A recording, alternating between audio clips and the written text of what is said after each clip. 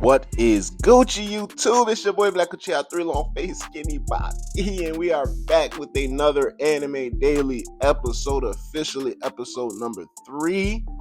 You know it's been a couple of weeks, but we are here with a couple of updated announcements to give y'all regarding the anime community and things that I'm looking forward to, things that we have gotten over with the transition of the fall season into the winter season, or I guess you could say the summer season into the fall season, because the winter season doesn't start until like end of December, January, and stuff like that. But a lot of announcements regardless. So you already know the dealio. Before we hop in the video, don't forget to like, comment, subscribe, smash that like button, share the video with your friends, and let's get to the business. Yes, sir. Ski.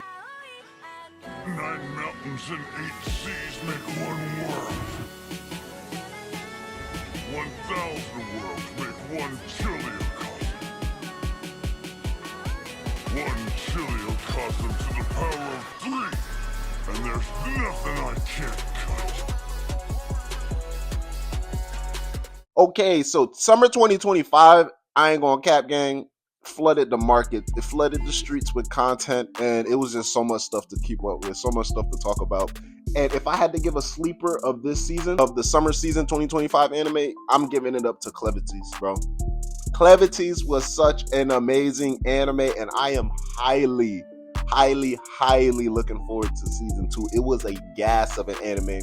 The reason why I picked it up was I think it was early, like I think only about the first 2 or 3 episodes were out, and I already saw somebody say this might be the sleeper of the season, and I like checking out animes like those because I want to see for myself. And sure enough, when I knocked out that first episode, I think it's about like a 45-minute long episode. They got a real long first episode to get you nice drawn into the world and ready for the upcoming story. But bro, Clevities is such a great story. It follows Alicia and this, Dark Lord Beast Clevities, and how, basically they're both navigating through the world and real philosophical, but not so philosophical in a way of like it's very action and shonen heavy, but the premise of the entire story is very deep and intricate, right? Because you got this guy Clevities, this Dark Lord Beast, who essentially is destroying the world, on a path of destruction of the world, with no ill intent in his heart. He's simply just living life, and he's, seeing the way that these humans are going about their business, and just so many different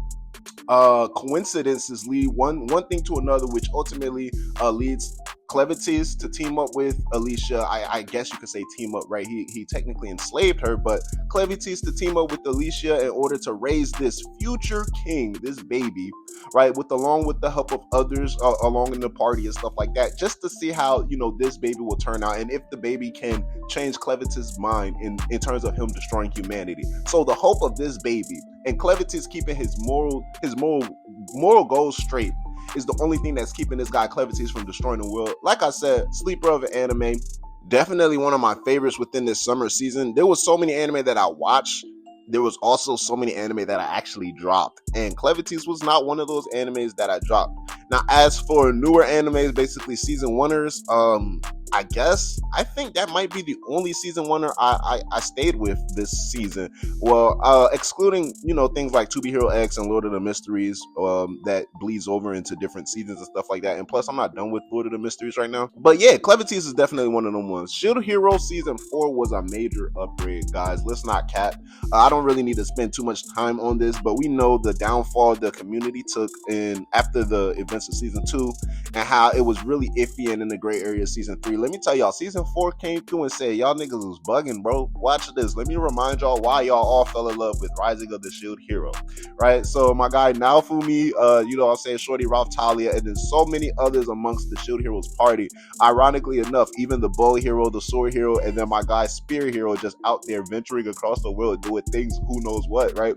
But they all coming together, and a lot of political aspects this season, with Ratalia becoming an emperor and filling out the interest keys between that and the truth behind her family clan. The Shield Hero having to deal with hometown villages that worship him as a god, and the secrets behind that, bro. And then all of this leading up to the eventual Phoenix battle that they will be showcasing in season 5, so I'm definitely looking forward to that. Kaiju number 8 season 2 was pure gas as well. Very, very heavily character driven.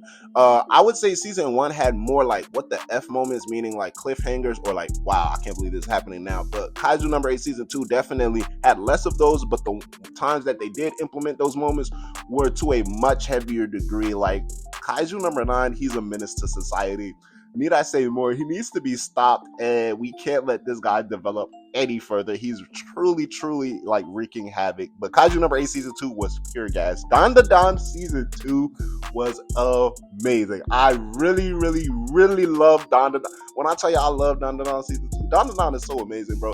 I like good stories with characters that feel so like genuine and intact to the story, like nothing is forced, and it really feels like this is actually happening inside of a world somewhere as opposed to me watching a show. That's how good the characters are.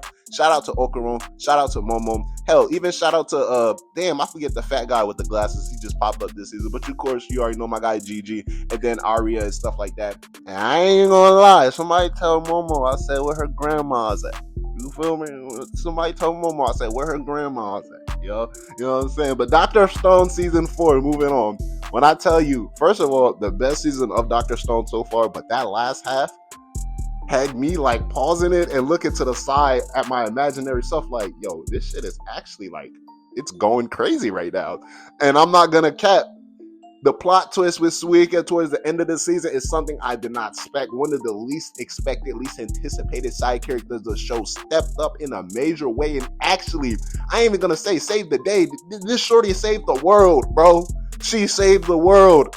Like I'm not gonna lie, Suika really held it down. The heart and soul of season 4, Dr. Stone, pure gas. Sakamoto Days surprised everyone because I wasn't the only one who thought this. Season 1 was cool, it was smooth. It somewhere along the line became just like a pastime anime for me. At one point in season 2, maybe it was when the old nigga popped up to the hospital and just started cutting buildings in half. I was like, I ain't gonna lie, Sakamoto Days is one of them was, and Sakamoto Days definitely proved to be one of those was. Season 2 was pure gas, hands down, 10 out of 10, way better than season 1. I felt like season 1 was the necessary setup, and it still allows those moments, because you get a lot of slice of life and character moments in season 1 that, you know, keep these characters grounded. So when you're in the middle of all these action-packed craziness that's going on, and then something settled down, and you get to see the funny moments between characters, it's so wholesome, bro. I'm not gonna lie to niggas, it's so wholesome. So Sakamoto Days season 2 definitely got a 5-star out of me for this season. And then of course one of the last major screenings that I've seen this season, you already know, Demon Slayer Infinity Castle movie part 1. The movie was amazing. Let's just say this, guys. It was really bump Akaza pre-entering into that theater, and then once I'm walking out, any nigga that ever looked at me wrong owes me money or ever said any jealous bullshit about me is fucking dead. I'm ready to snap on anybody who ever looked at Akaza wrong, whoever said something about Akaza wrong, you know what I'm saying, whoever thought something about Akaza wrong. That's the type of vibes I was on. My guy Akaza really held it down. Beautiful movie. I can't believe they did that to Shinobu, and my nigga Zenitsu really locked in. And I was really looking forward to it, because I'm like, why this dude be like, he be acting like a hoe, but then at the same time, like, I ain't gonna lie, low-key, I still rocks with Zenitsu, though. I wanted to see why he was locking in his senpai, like going through some crazy stuff with his bum. I had to even go back in season 1 to figure out who the fuck is this Kaiga nigga, right? But it was an amazing movie, 10 out of 10 movie, right? But I'm looking forward to so much, though. Now, I'm titling this video right after JJK and Chainsaw Man, so I'm pretty sure somebody probably was watching the first half and like, yeah, what the fuck is going on? Ain't no mention. Bro, the best for last, you already know what I'm saying. So all of those things we just flew through from the fall season, wrapping up things that we've seen throughout the summer. And the stuff that we're looking forward to coming up this fall, it's not that much. Honestly, I know a lot of people are looking forward to Spy Family. Spoiler alert, I am not a Spy Family fan. I watched season 1 and then I'm not going back to that shit. It's a cool, and it's something that I admit, it's a wholesome anime, but it's either you hate it or you love it. Like, enough to keep on watching it, or enough like, yeah, I've seen a couple episodes, but it's cool. But I know for a fact a lot of people are excited for season 3. Season 2 was an absolute banger in terms of amongst the fans and the community. So if you're looking forward to Spy Family season 3, that will be coming out. I would say the top 3: Spy Family, My Hero, and One Punch Man. Simple. Everything else would be considered sleeper animes that could take the community by storm. So until we get some more news on those, that's really it. One Punch Man, y'all know how a lot of people have been talking about it. And me, I'm just keeping a step back until we get that first episode. So we got, I think, a little over a week now. But I know like people aren't happy with the promotional videos. People aren't happy with the trailers we just got recently. Like I said, bro, I said my piece when I had to talk about it earlier in one of my Anime Daily episodes about how the creator came. He was defending himself on Twitter about his directioning and his taking of the torch on One Punch Man season 3. But I'm still looking forward to that. My Hero's final season episode airs today as of the recording of this video. My Hero season 8 will be launching, and yes, I will be tuning into that. Normally I binge My Hero probably by like 3 to 4 episodes, so I go a couple of weeks, maybe a month without watching it as it airs. But this is the final season. I only got to do right by myself and just sit on the cliffhanger every time I got paused, you know what I'm saying? But I'm looking forward to those. And then of course, not coming up in this fall season, but big news, because one, I love Solo Leveling, and two, I love Fear and Beyond's Journey In. But upcoming winter season, Furin to promote season 2, which I believe, I will tell you this right now, I gotta go over my list again, but it might crack my top 10, maybe an honorable mention. But even if it's not, and I'll tell you one anime that's not, Full Metal Alchemist Brotherhood, not my top 10, not an honorable mention, but it is a perfect story. So I will say that just to say, yes, Fear and Beyond Journey In is a perfect and beautiful story.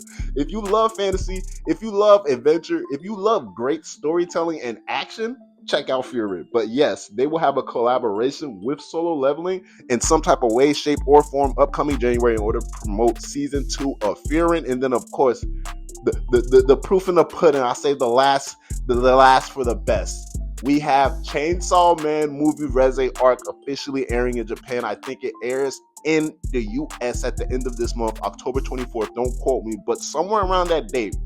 Right, so like a little over 20 days away until we get that movie. And then we got JJK Culling Games movie in December. It's gonna be crazy in the theaters these next couple of months, because when I tell you they're gonna have me front row seated, I will be there and I will be square, right? Because if you're not there, then you're not around.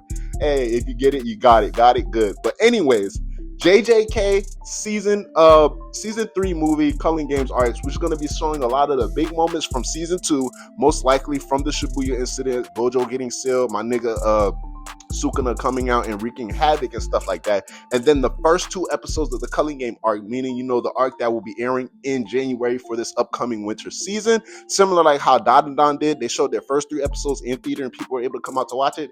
This one, I will be in theaters. JJK has my ticket. They have my money. I will throw my wallet at the concierge if I have to, because I will be there. So I'm really looking forward to JJK. And then Chainsaw Man, I will be checking out that movie this month.